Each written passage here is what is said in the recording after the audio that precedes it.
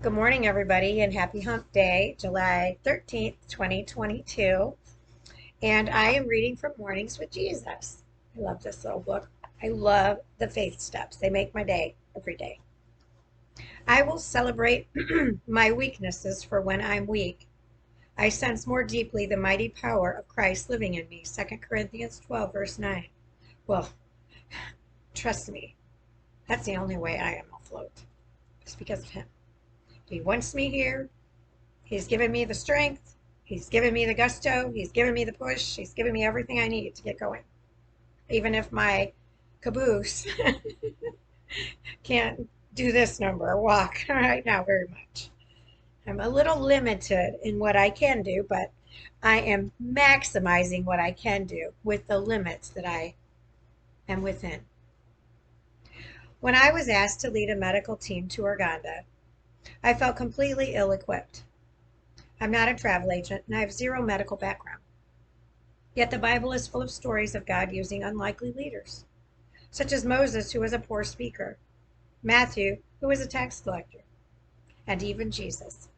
Israel expected a mighty warrior, not a baby born in a manger who died on a cross. So I clung to these examples. Our medical missions team made it safely to Africa, and I had a successful 10 days of providing medical services for a community of 3,500 children. Then it was time to go home. After a 10-hour drive to catch a midnight flight, we hit a barrier. As we tried to check in, the airline agents could not find our reservations. Panic ensued. Exhausted, people started shouting at me to help. Overwhelmed, I shut down. A strong leader would have taken control. Not shrunk back. Then I silently prayed, Jesus, help. I calmed airline employee and pulled me out of the fray to a quiet spot. That's a good employee that noticed that. And we arranged our flights home. I really had no explanation for the resolution other than God's intervention. This example of Jesus using me when I felt useless has reminded me of how He uses my weaknesses to show Himself strong. It takes courage to allow Jesus to use me, especially in situations where I feel inadequate.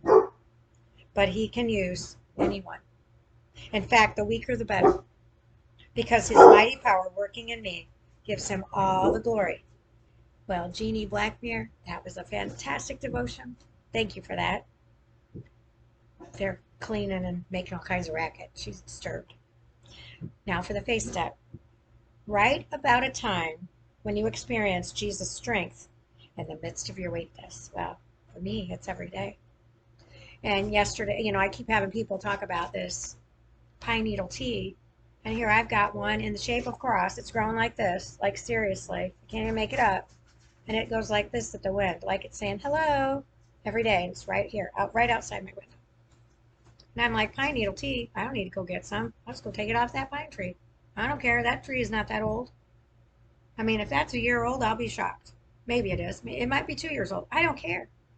But overnight, I mean, pretty much right after I drank the first cup of tea that I made, I could feel the congestion easing up, which for this whole time that I've been down, the congestion has not gone away.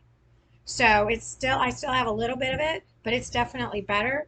So I'm going to guess drinking this tea is going to zip me right up. It's supposed to help with energy. My energy. I have energy. That's not the problem. It's how long it's going to last. It's taking what energy I do have and stretching it as much as I can. And some days there's no stretching it, because even if I had 8 hours of sleep, if I can't walk to the door, I need more sleep, because it's going to be hard for me to take her outside. So I worry more. I mean, the two things I worry about is eating breakfast with her. For her, I mean, I barely eat anything. So I want to make sure she's fed, and I want to make sure that I can take her outside. So sometimes I have to kill two birds with one stone. And I go, we're going to bite the bullet and we're going to go up so we can visit. Because I love going up to the front office. I love to visit with everybody. I love to visit with the staff. They're all so loving and kind here. Um, God couldn't have led me to a better place. I mean, truly. The embraces that I have gotten across the board from the staff and the guests are just like a whole different world from Indiana, where I unplugged from. They weren't like this. And I I try not to get too attached to the families when they come. I just like love them, and then I know they're going to leave. So I hope we remember each other. And they're like, well, if you're here next year, we'll see you next year. So I love that.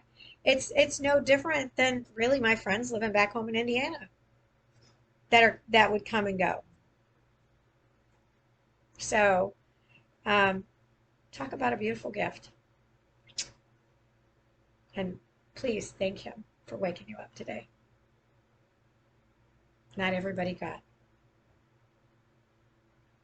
that luxury of making a difference in a darkened world. Another day. Stay tuned. I have more coming up. Love to all bunches and bunches. Bye.